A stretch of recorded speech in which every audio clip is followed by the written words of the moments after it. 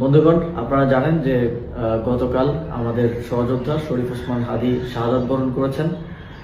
পুরো বাংলাদেশের মানুষ আজ শোকাহত এবং তারা শরীফ ওসমান হাদীকে যারা হত্যা করেছে তাদের বিচার চায়।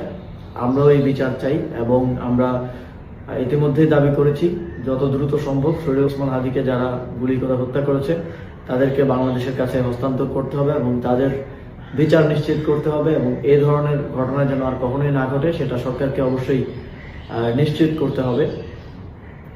একই সাথে আমরা দেখেছি আজ সারা দেশে মানুষ ওসমান হাদীর জন্য নেমে এসেছে। তবে এই ঘটনাকে কেন্দ্র করে বিভাজনকে উস্কে দেওয়ার জন্য এবং নানা ধরনের স্বার্থান্বেষী মহল আমরা দেখেছি যে গণমাধ্যম, ধর্মীয় প্রতিষ্ঠান এবং এই ঘটনার সাথে সম্পৃক্ত নয় এমন অনেক জায়গায় হামলা করেছে, অগ্নিসংযোগ করেছে। আমরা স্পষ্টভাবেই এর বিরুদ্ধে আমাদের অবস্থান ব্যক্ত করেছি এবং আমরা শঙ্কা করছি যে এই ঘটনাকে এবং এই আন্দোলনকে বিতর্কিত করার জন্য, প্রশ্নবিদ্ধ করার জন্য, জুলাই গণঅভ্যুত্থানকে ব্যর্থ প্রমাণের জন্য আজও বিভিন্ন স্থানে হামলার এবং বিভিন্ন স্থানে ভ্যান্ডালিজম করার এক ধরনের পরিকল্পনা রয়েছে।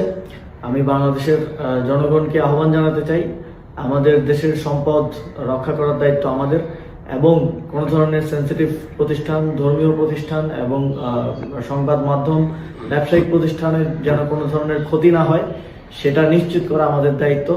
আগামীকাল এই ধরনের সকল প্রতিষ্ঠানকে নিরাপত্তা দেওয়ার জন্য সবাই সতর্ক থাকবেন এবং অবশ্যই সতর্ক থাকবেন যেন আমার প্রতিবাদ মিছিল, ন্যায় বিচার চাওয়ার জন্য যে মিছিল, সেই মিছিলকে কেউ ভিন্ন দিকে ডাইভার্ট করতে না পারে, সেই মিছিল থেকে কেউ কোনো ধরনের অনাকাঙ্ক্ষিত পরিস্থিতি সৃষ্টি করতে না পারে। আমরা ওসমান হাদীকে একজন বীর হিসেবে স্মরণে রাখতে চাই। তিনি যেই সাংস্কৃতিক, সামাজিক এবং রাজনৈতিক লড়াই শুরু করেছিলেন ইনকিলাব কালচারাল সেন্টার, ইনকিলাব মঞ্চের মাধ্যমে, তিনি যে প্রতিষ্ঠান গড়ার কথা বারবার বলতেন, তিনি যে যোগ্য মানুষ গড়ে তোলার কথা বারবার বলতেন, সেই উদ্দেশ্য এবং সেই লক্ষ্যকে সামনে রেখে আমরা এগিয়ে যেতে চাই। আমরা তাকে সামনে রেখে যেন কেউ বাংলাদেশে সন্ত্রাস এবং ভাঙচুরের রাজনীতি করতে না পারে, তাকে সামনে রেখে যেন কেউ নিজেদের ব্যক্তি অথবা গোষ্ঠীর স্বার্থ হাসিল করতে না পারে, সে বিষয়ে সবাইকে সতর্ক থাকার আহ্বান জানাচ্ছি। ধন্যবাদ সবাইকে।